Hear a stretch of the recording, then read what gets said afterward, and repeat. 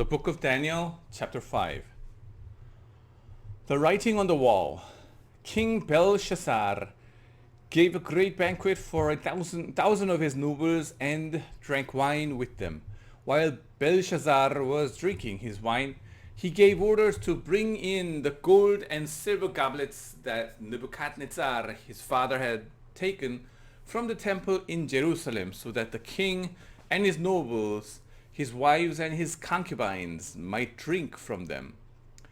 So they brought in the gold goblets that had been taken from the temple of God in Jerusalem, and the king and his nobles, his wives and his concubines drank from them. As they drank the wine, they praised the gods of gold and silver and bronze, iron, wood, and stone. Suddenly the fingers of a human hand appeared and wrote on the plaster of the wall near the lampstand in the royal palace. The king watched the hand as it wrote. His face turned pale, and he was so frightened that his legs became weak and his knees were knocking. The king summoned the enchanters, astrologers, and diviners. Then he said to these wise men of Babylon, "Whoever reads this writing and tells me what it means will be clothed in purple and have a gold chain placed around his neck, and he will be made the third highest ruler in the kingdom." Then all the king's wise men came in, but they could not read the writing or tell the king what it meant. So King Belshazzar became even more terrified, and his face grew more pale. His nobles were baffled.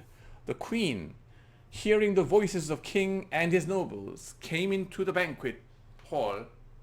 "May the king live forever," she said. "Don't be alarmed. Don't look so pale. There is a man in your kingdom who has the spirit of the holy gods in him. In the time of your father, he was found to have insight and intelligence and wisdom like that of the God. Your father, King Nebuchadnezzar, appointed him chief of the magicians, enchanters, astrologers, and diviners. He did this because Daniel, whom the king called Belteshazzar, was found to have a keen mind and knowledge and understanding, and also the ability to interpret dreams, explain riddles, and solve difficult problems. Call for Daniel, and he will tell you what the writing means." So Daniel was brought before the king, and the king said to him, "Are you, Daniel, one of the exiles my father the king brought from Judah? I have heard that the spirit of the God is in you, and that you have insight, intelligence, and outstanding wisdom. The wise men and enchanters were brought before me to read this writing and tell me what it means, but they could not explain it. Now I have heard that you are able to give interpretations and to solve difficult problems. If you can read this writing and tell me what it means, you will be clothed in purple and have a gold chain placed around your neck, and you will be made the third highest ruler in the kingdom." Then Daniel answered the king, "You may keep your gifts for yourself and give your rewards to someone else. Nevertheless, I will read the writing for the king and tell him what it means. Your Majesty, the Most High God gave your father Nebuchadnezzar sovereignty and greatness and glory and splendor. Because of the highest position he gave him, all the nations and peoples of every language dreaded and feared him.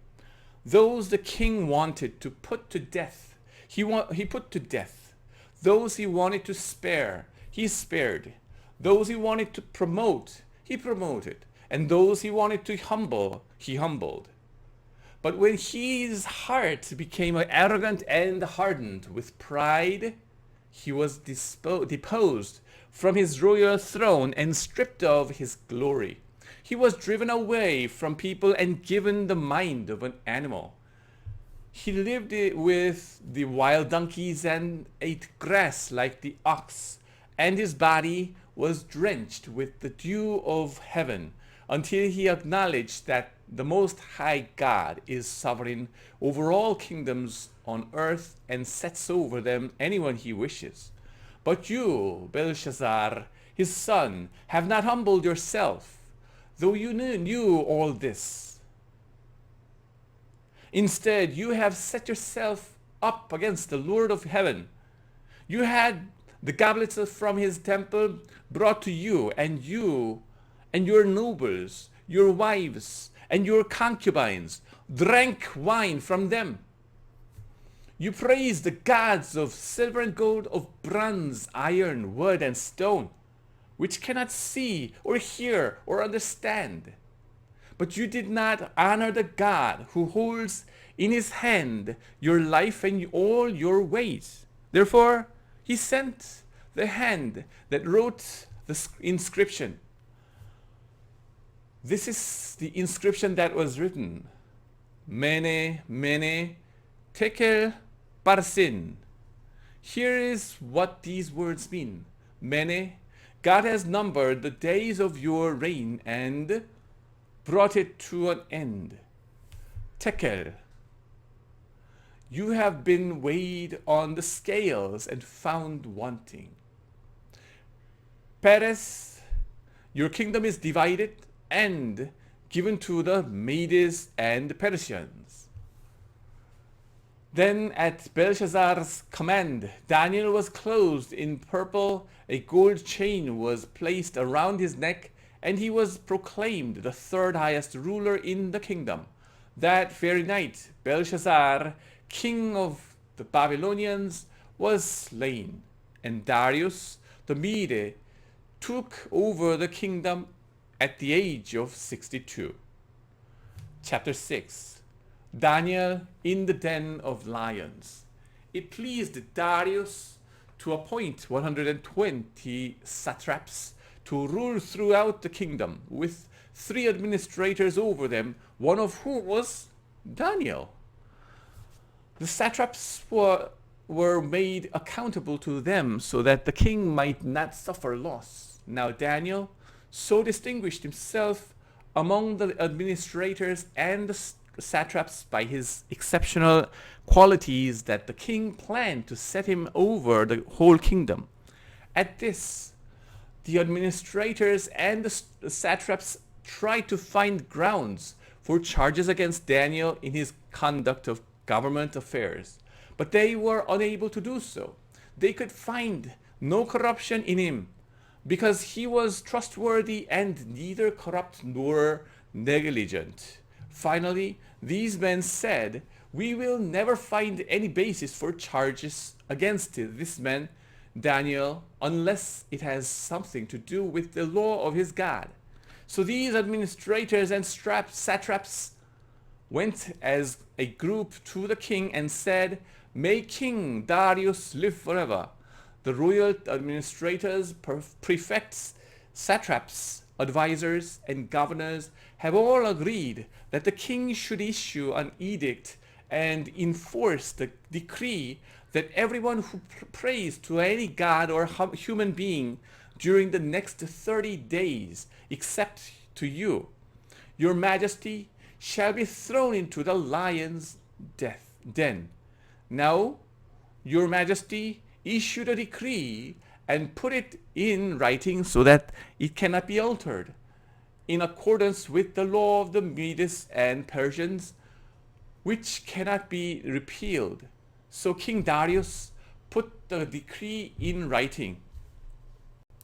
Now, when Daniel learned that the decree had been published, he went home to his upstairs room where the windows opened toward Jerusalem. 3 times a day he got down on his knees and prayed, giving thanks to his God, just as he had done before. Then these men went as a group and found Daniel praying and asking God for help. So they went to the king and spoke to him about his royal decree. Did you not publish a decree that during the next 30 days, anyone who prays to any god or human being, except to you, your majesty, would be thrown into the lion's den?" The king answered, "The decree stands in accordance with the law of the Medes and Persians, which cannot be repealed." Then they said to the king, "Daniel, who is the one of the exiles from Judah, pays no attention to you, your majesty, or to the decree you put in writing. He still prays 3 times a day." When the king heard this, he was greatly distressed. He was determined to rescue Daniel and made every effort until sundown to save him. Then the men went as a group to King Darius and said to him, "Remember, your majesty, that according to the law of the Medes and Persians, no decree or edict that the king issues can be changed."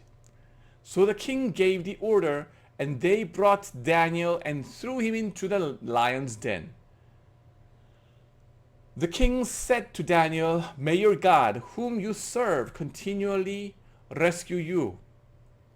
A stone was brought and placed over the mouth of the den, and the king sealed it with his own signet ring and with the rings of his nobles, so that Daniel's situation might not be changed.